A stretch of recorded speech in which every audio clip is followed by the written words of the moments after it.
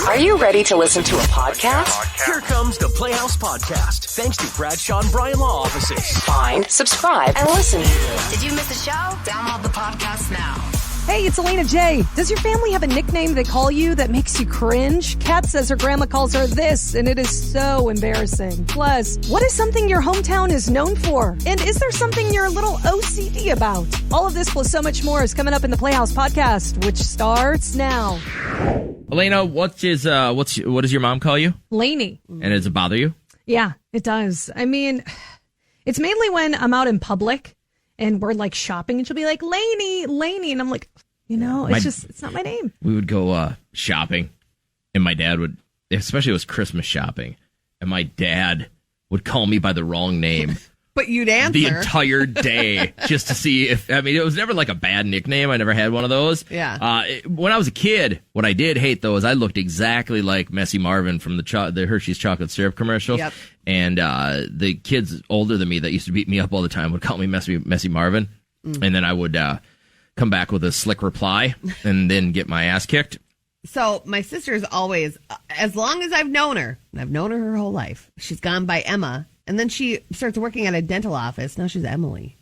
Well, the reason we're talking about this is your fiance now doesn't like her mom to call her what now? Missy. So her name is Melissa, and when she was younger, everybody called her Missy, all of her friends, her family, and once she graduated from high school, she was like, I hate that name. Yeah. Nobody call me Missy anymore, but her mom obviously still calls her that. Her family, when I went and met them, they were like, hey, Missy, and you could just see her cringing left and right. In her mom's defense, it's hard for me to call my sister Emily. She's like demanding we call her Emily instead of Emma. So it just rolls off my tongue easier. But now, you have one. I want to hold on to yours. Because, like I said, if I know what the nickname you hate is, I'm probably only going to refer to you. That's why I feel like I just don't want to tell you. Amy, let's tell me about the nickname that you really aren't fair and fond of. I have my nickname. My family calls me Monkey Butt. Why? I was just a instinct climber. Like, I'd climb on everything, the couch, the trees, everything. Yeah. Okay. I stuck. And my nieces, my nephews, everybody calls me Monkey Butt. I actually have shirts that say it on the back. Well, see, that's what I was going to ask. Clothing. Is, like, when you go to your family reunion and yours doesn't say Amy, it says Monkey Butt on it. God. Jennifer, what's yours? Well, it's actually a nickname for me, and I grew up with it because I really like to talk a lot. Yeah. And so according to my grandpa, my name would have been Princess Lips a Flappin'. Because I like to talk. Yep, all right, yep. See, there's just that's it. There's too many places to go with this. I appreciate it. Princess Lips a Flappin'. There's all sorts of you're fired in on this one. Latrice, I want to go to you real quick. What's up, y'all? Hey, is there a nickname you hate? No, I ain't got no nickname I hate, but I got a lot of good nicknames. Like what? Like what's the nickname? Little Dracula. Who calls you Little Dracula? It was my friend's dad called me that, right? He called you Little Dracula. Well, as a kid, I thought it was a cute nickname. All right. Oh, no. I thought I was special. Because I ran into a tree when I was like 7, 8. We used to race. I was a little tomboy. We used to race and on our bikes. And we had a little alley we would cut through. And then they had these trees you had to cut through. You had to be skilled to do that. And you weren't. And I did. I thought I was. I feel like you've been having a crazy morning, girl. Would you be okay if every time you call the show from now on, we call you Little Dracula? Call me Little Dracula. Yeah. Little Dracula, Gangsta Nick. Okay. All right. We'll try to remember that handle. That's too many. I can't put it all together. No, put it together, because you guys say that this is what they're going to make love about the show. Little Dracula, Gangsta Nick. All right. You're in rare form today, girl.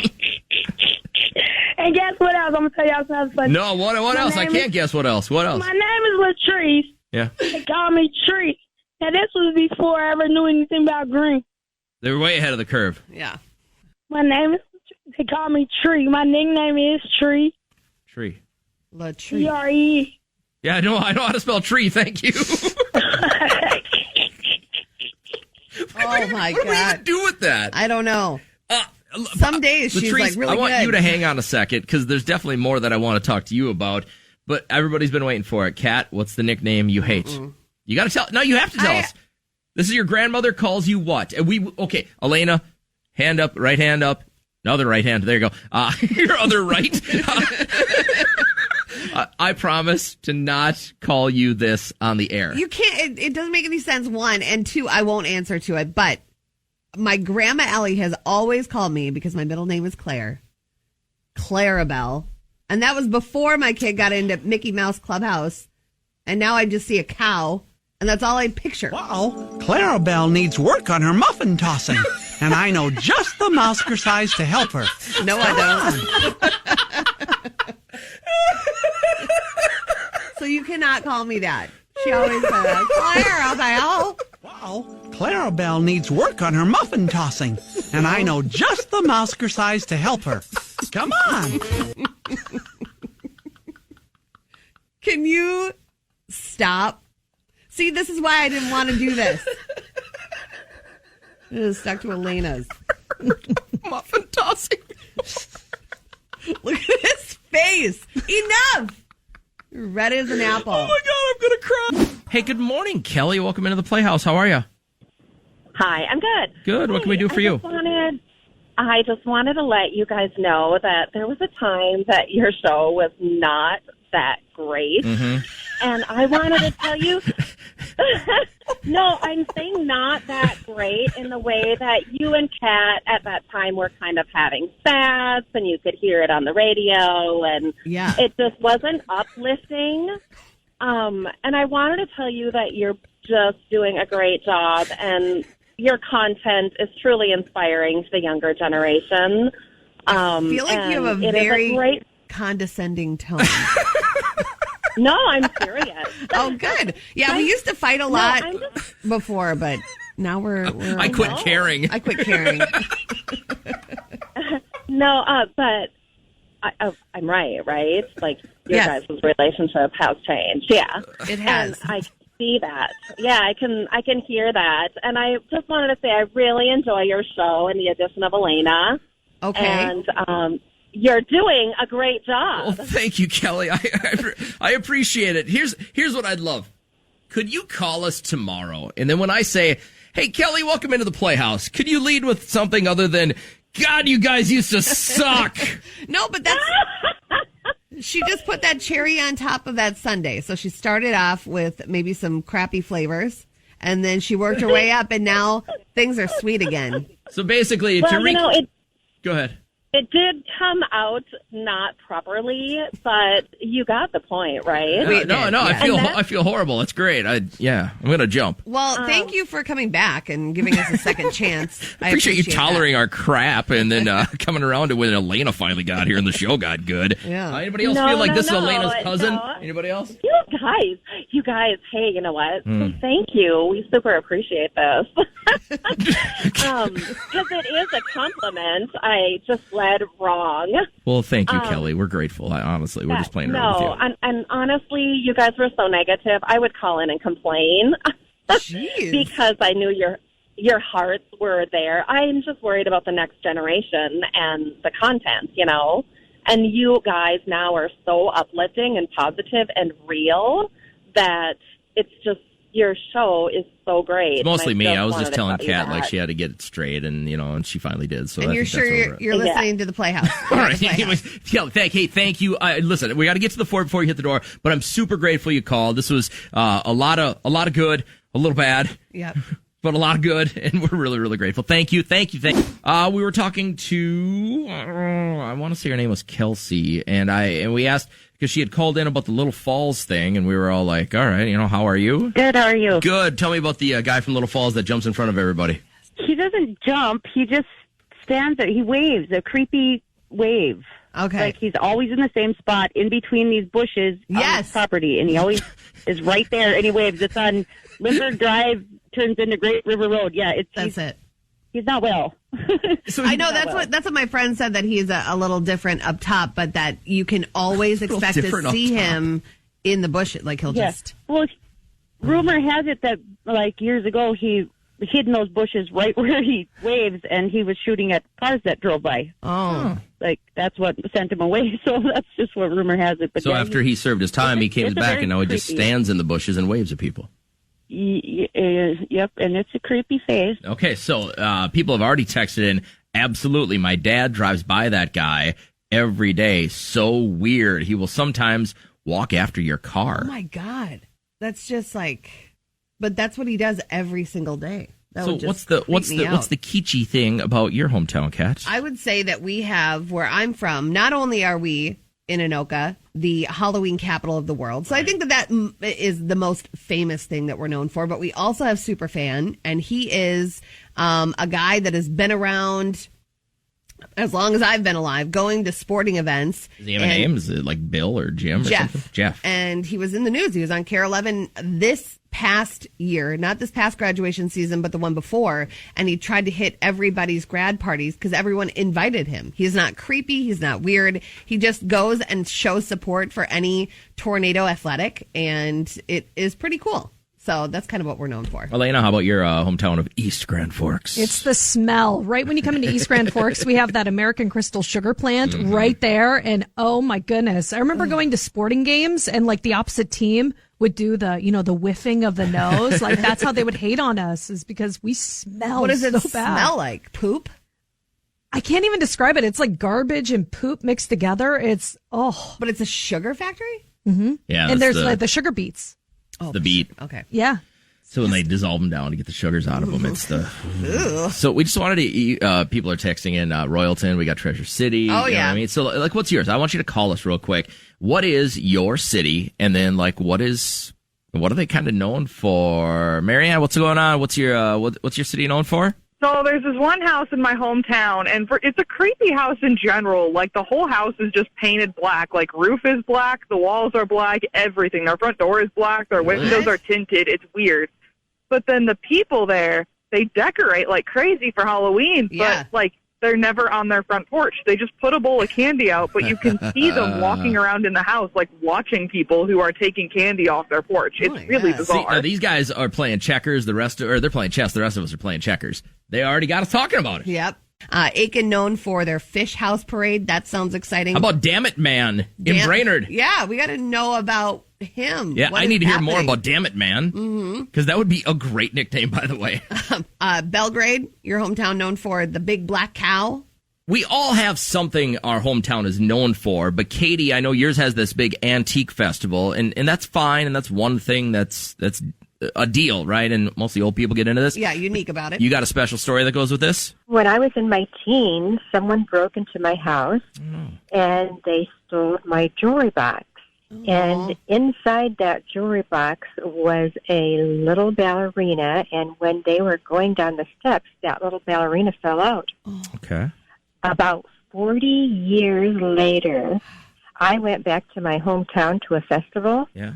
And there was an antique show there. Sure. And I was walking through, and I saw a jewelry box that looked exactly like the one that was stolen. No and way. She said, when I received it, there was never a ballerina in it. Anyway, I bought what I believe was my jewelry box back again. 40 years later. I totally believe that. That's the kind of story I was looking for this morning, and I appreciate you calling us. What this reminds me of, do you guys remember, I don't know if you're old enough, but one of the coolest things you could get when you had library in school was the Guinness Book of World Records. Yes. And then there was an offshoot of it, which was the greatest stories in Guinness, I think it was called. And I remember, it wasn't a record, but they were always looking for these great stories. But there was a story about a guy who was in, I want to say, Alaska, and got caught in an avalanche when he was in his 50s. Yeah. And his false teeth got knocked out of the back of his head. The avalanche hit him in the back and it knocked his false teeth out. He survived the avalanche and then was hiking in the same area 10 years later and found his false teeth. Oh my God. Right? I guess you'd know, maybe? Well, if they fit. Yeah. I think it's one of those things that you right? Would you instantly put them in? Listen, I wouldn't even think about what putting are the them in. odds, number one, that you lose your false teeth? Number two, that all of a sudden you're hiking in the same area and you go, hey, look at them choppers. Yeah. I think they're mine. Why would you ever go back after your first I don't know. avalanche? That's the same thing. When people go back after earthquakes or volcanoes and stuff like that, no. That's God's message of saying, get the hell up out of here. Yeah. I'm reclaiming this spot. And God looks down. Oh, Okay, you don't want to listen. Okay. Weird news. It just takes one bird to make this whole plan go south. David Blaine has planned his next live stunt. This is going to be great, guys. He hopes to float in the air with a bunch of helium balloons, and it's going to take place on YouTube Monday, August 31st. I will be watching. He said he was inspired by watching Up. Yeah. He saw all those balloons, picked that house up, and he thought, all right, I'm going to float over New York City in a bunch of helium balloons. Now, how do you stop any guy in an apartment with a pellet gun from really making this a bad day for David Blaine? I don't know. That's not a movie I can watch. It just reminds me of Grandma Ellie and Grandpa Dick, and then they travel, and he loves her so much, and her name is Ellie. She only dies in the his name is beginning. Ellie. It's the worst. I just can't get over it. What the heck were you thinking? What in the world were you thinking? What were you thinking at this point? What were you thinking, man? What were you thinking? What were you thinking? What were you thinking? What were you thinking? What were you thinking? A question that needed an answer in Harris County, Texas. The police recently arrested a guy for shooting his own car, so he got mad. He had his car break down on the freeway. And you just get mad at the car and Then he shoot just it. capped it? Yes. And then he broke into a nearby barbecue restaurant, threw barbecue sauce all over. He was just It's a bad outraged, day, man. upset at what was going down. And then he was taken into custody, and they said, "Why'd you do this?" He had no explanation for his odd behavior. So right about there, then you just plead the fifth. You're just like, "I'm sorry, I have nothing to say right about now." And that is what's weird. I just noticed, and I think this is great news. I like spreading the good news. Unemployment in the United States of America has now dropped below 1 million for the first time since coronavirus hit. Great news. And so obviously it's going to, spawn the economy to have a little bit more growth. But we were talking real quick off the air about jobs. And have you ever turned down a job, especially your dream job? I know you tell a story that you get really passionate about, the story that you drove miles and miles and I drove hours and 9 hours hours to audition for a job with my fiance at the time. Yeah. And got there, auditioned, killed it. As I'm driving home, 9 hours, they offer me the job. And I said, listen, I'm on the road. Let me talk about it with my fiance, and I'll get back to you right away on Monday. This was Sunday afternoon they called after I auditioned. My wife looks at me and goes, I don't know if I really want to move. Oof. And I lost it. Oh, man, I usually consider myself pretty in control. Yeah. But you had to call. And you had to say sorry. I said, I can't do it. She ain't going to roll with me. So my friend Sarah just had an interview the other day, in-person interview. They didn't even opt for a Zoom, but she's fine with it. But she goes in to interview for this IT job, and she was saying that this was like her dream job. She gets there, and they're asking normal questions, and it is a male that would be her boss, and she's sitting there, and the female that was in the room stepped out to go get them water, and he offered her a sucker, and he said that she should...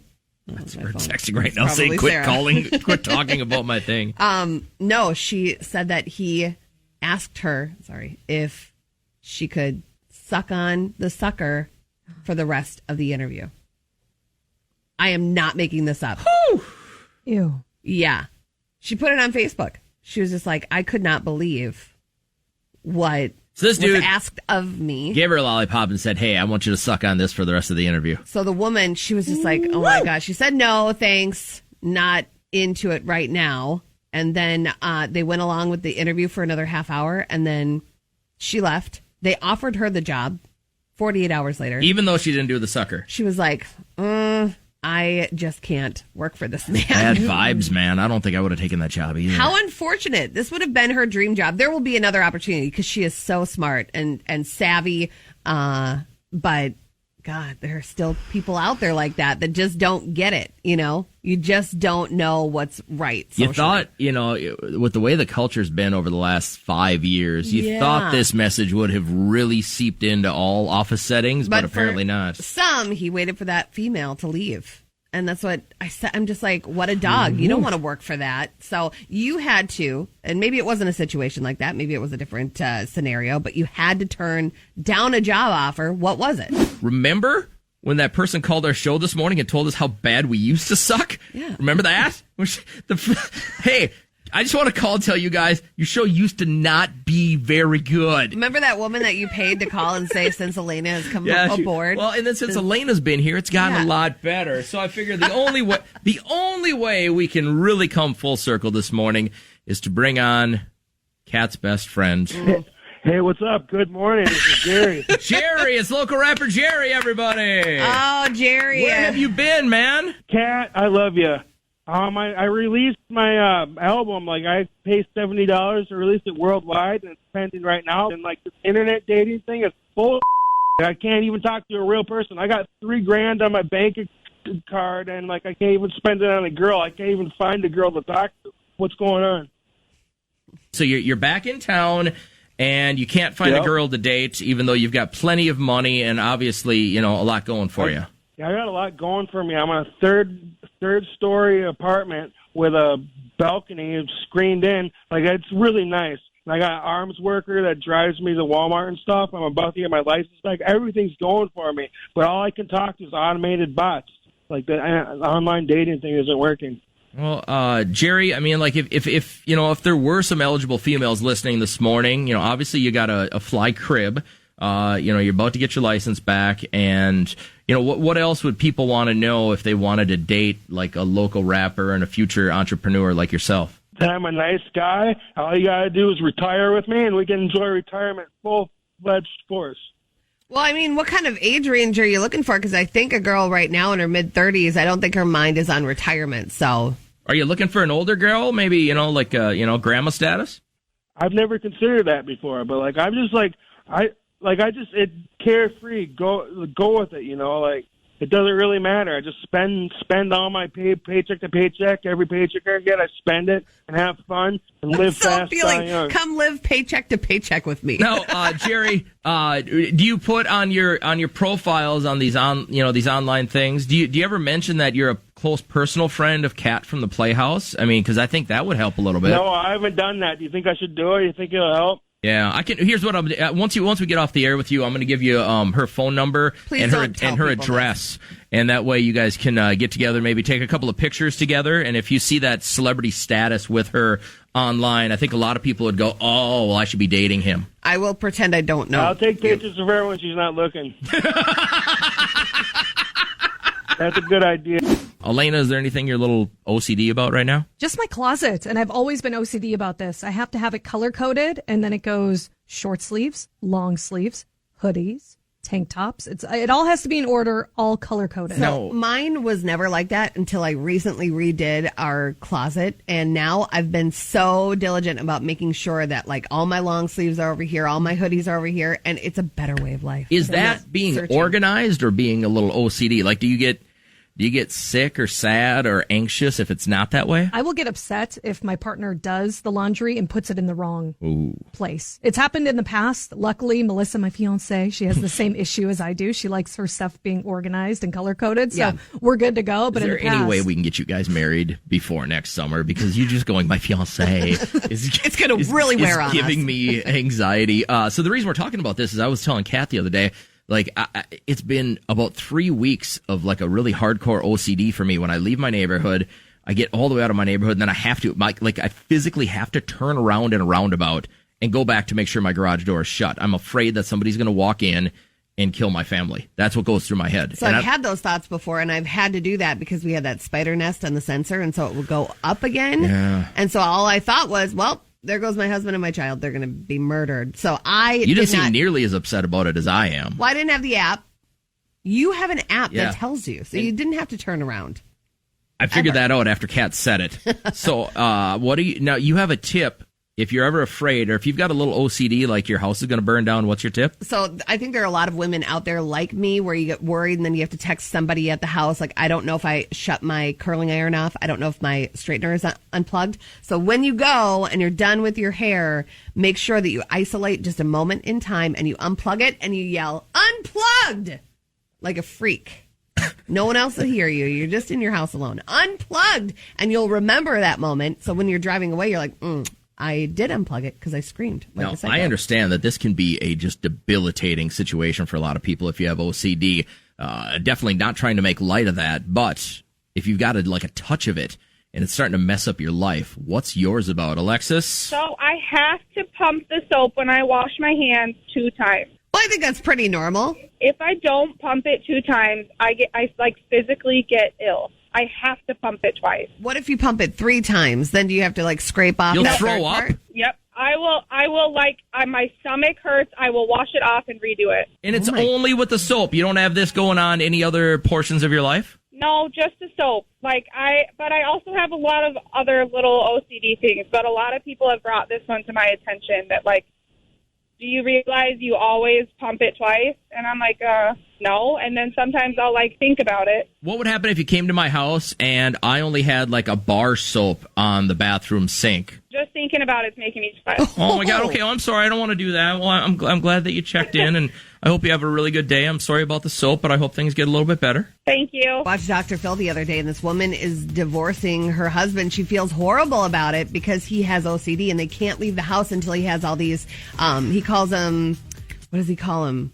Rituals. So he has all these rituals that he has to do, flip the light switch on and off. He's made her turn around after driving for 3 hours on a family vacation. He got physically sick. A friend of mine played basketball in college, and he would be almost out of the locker room ready for the game, and his shoes wouldn't feel right, and he'd have to go back and tie them again. Yeah. And it was this happened to him 19 times, and the team just went out there without him. You know what I mean? So, what's the OCD thing in your life right now? Sarah, tell me about your OCD moments here. Okay, so I have this really weird thing that I've been doing ever since I was little. So I've been a pretty quiet person all of my life. Okay. And I have long blonde hair. And with long blonde hair, I shed a lot. So with being so quiet, I don't really get noticed a lot. And so I'm wondering, I have a fear of if something happens to me that nobody will notice. You think if you're abducted, nobody will know that somebody took you? Right. I think we all have those thoughts where we're like, how long would it take until somebody noticed? And I would think it would take maybe an hour because I have a kid that needs help all the time, or JJ will need someone to do the show with. But you really feel like no one would notice? Yeah, well, or nobody would know what would happen or anything like that. And so what I've been doing ever since I was little was I leave strands of hair everywhere that I've been. That way, for some reason, if I get murdered by a crazy person, my DNA is everywhere I've been. Yeah, that's really gross. Your DNA is also everywhere crazy things happen then, because yeah. I don't know. I know it's irrational, but for some reason it gives me comfort that I don't know. That a little piece of you could solve your murder. Yep, maybe. Download the podcast. The Playhouse podcast is made possible thanks to Bradshaw and Bryant Law Offices. Catch the live show weekdays from 5:30 to 9 on 104.7 KCLD. Now, share this with a friend. Immediately. And hey, we have more podcast episodes available, so go check them out right now. Do it. Come on, do it. Seriously, do it.